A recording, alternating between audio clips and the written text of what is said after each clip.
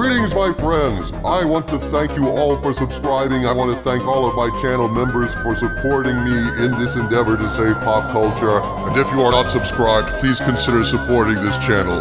We need you. Thank you. My friends, I stand before you today with rage in my heart to say that Disney's Star Wars is worse than dead. It is now nothing less than an abused corpse, and watching Disney Star Wars at this point is like watching a snuff film. I have so much disgust and fury in my heart at this moment.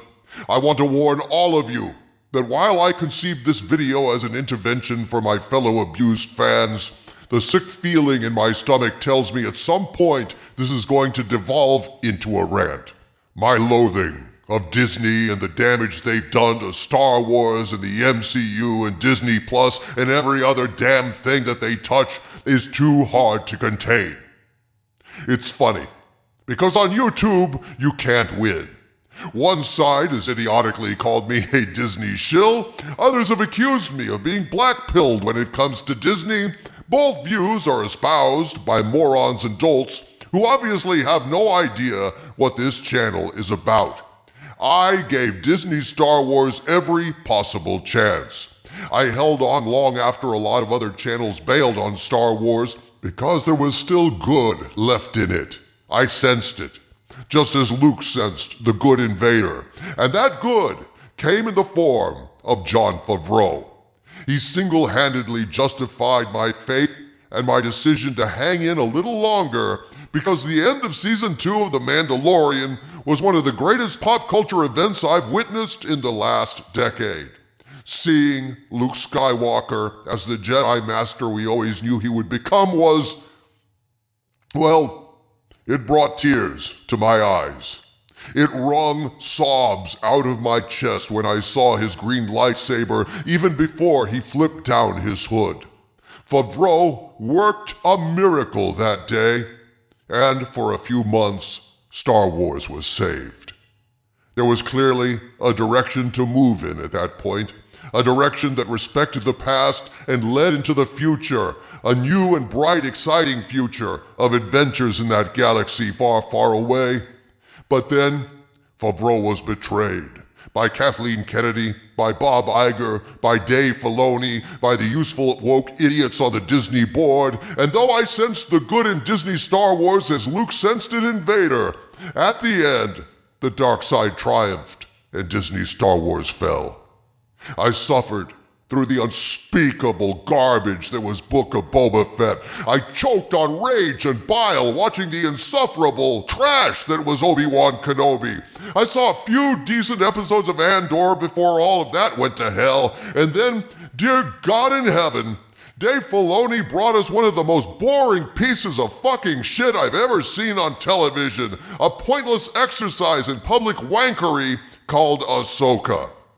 Ahsoka was a sucker and a woker and a goddamn disgracer, and proved that Dave Filoni had no business making Star Wars despite his past success in animation. Ahsoka was just plain embarrassing. A bloated, sluggish nostalgia fest for an old cartoon that looks a hell of a lot worse in the rearview mirror now that Filoni has revealed how vapid and dull these characters really are, or at least will be moving forward. Filoni was kind of the last hope for Star Wars.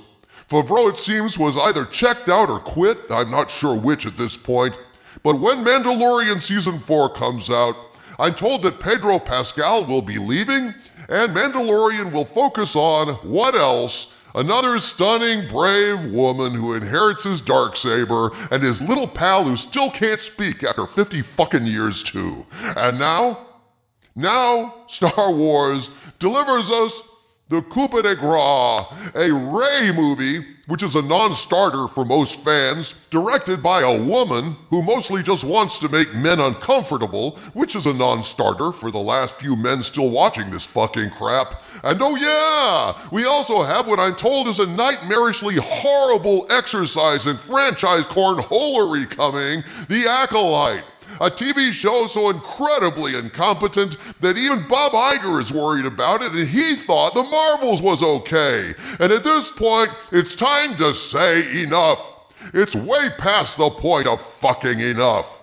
At this point, unless you're a reviewer, and it's your responsibility and your job to warn the public off of this exercise in pop culture vandalism, if you watch any more of this Disney Star Wars, you're just enabling your own abuse like a beaten dog that keeps limping back to his owner for another swift kick in the ass again and again and again. While the spirit of Star Wars will always live in our hearts, on our DVD shelves, in our comic book collections and records and novels and toys, there will be nothing pure and honest and worthwhile to see moving forward so long as these filthy cultural vandals hold the franchise in their grip. Disney's Star Wars is worse than dead. It's fucking poison. Poison for your memories, poison for your spirit, poison for the kid inside you who still remembers the day they saw the real Star Wars and the world changed.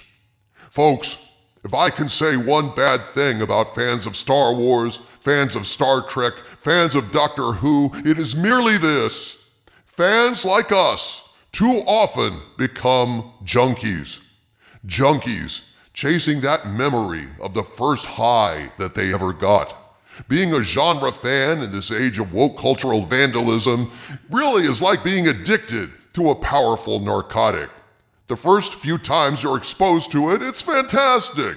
Star Wars, the original Star Trek, Tom Baker's Doctor Who, Raiders of the Lost Ark, Blade Runner, but the problem is, it's never as powerful and pure as it was with your first dose. You keep on chasing that original high, and you become a slave to that dealer, and you keep buying the diluted and adulterated cut shit hoping to get that high, and you never get it again. But you sure do empty your wallet and sell your soul chasing that long extinct high.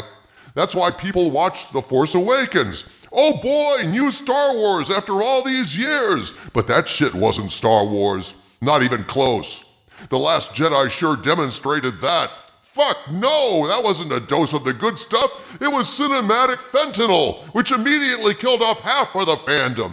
But then, even after those crushing disappointments, just like a desperate addict, people went to go watch The Rise of Skywalker and Mandalorian and Book of Boba Fett and Kenobi and Andor and Ahsoka, and when will we stop rewarding these slave traders of dreams with our money and our memories?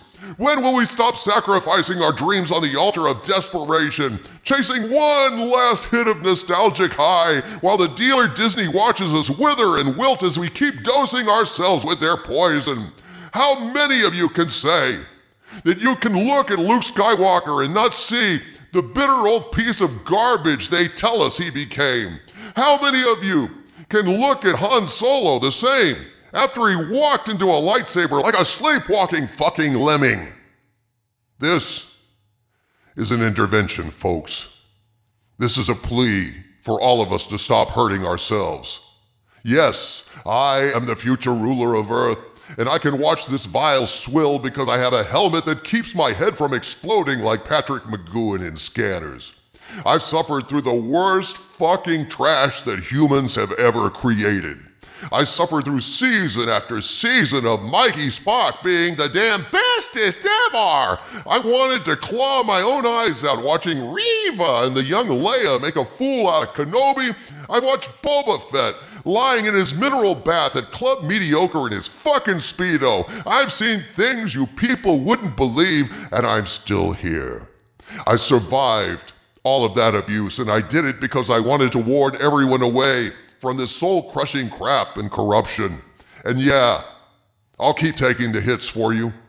I'll keep on banging my head against the wall, watching at least the first part of Acolyte until I want to rip my own head off and shit down my own neck, because that's the cross I bear. But for God's sakes, you don't need to watch any of this.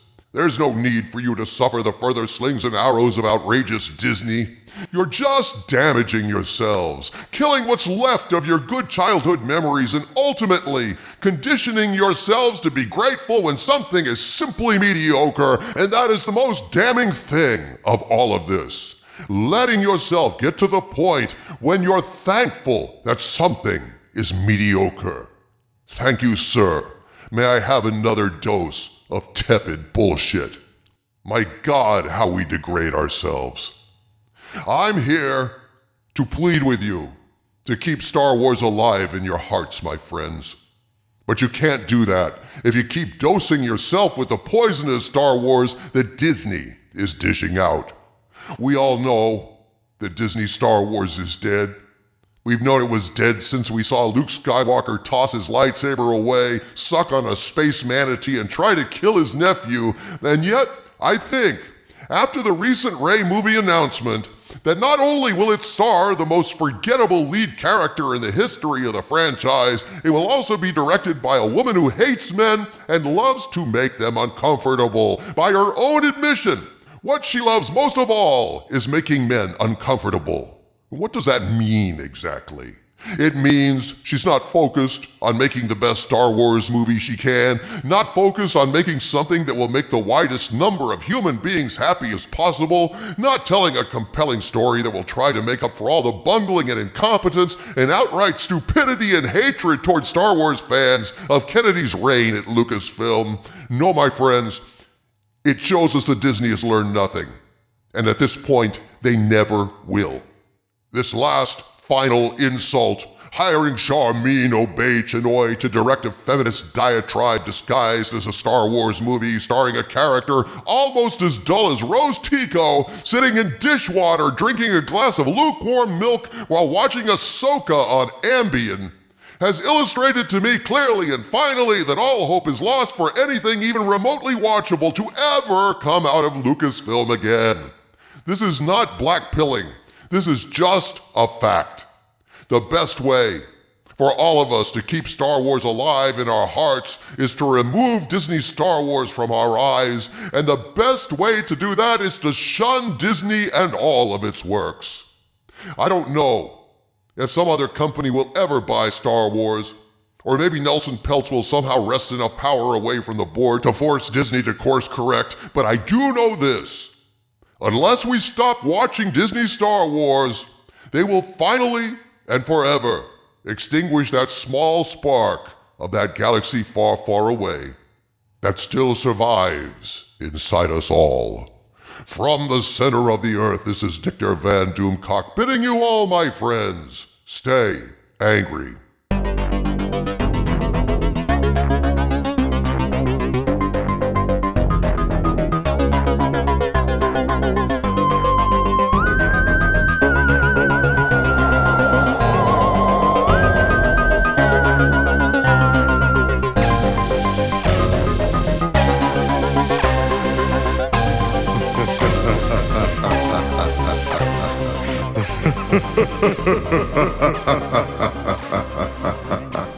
Ha ha ha ha ha ha.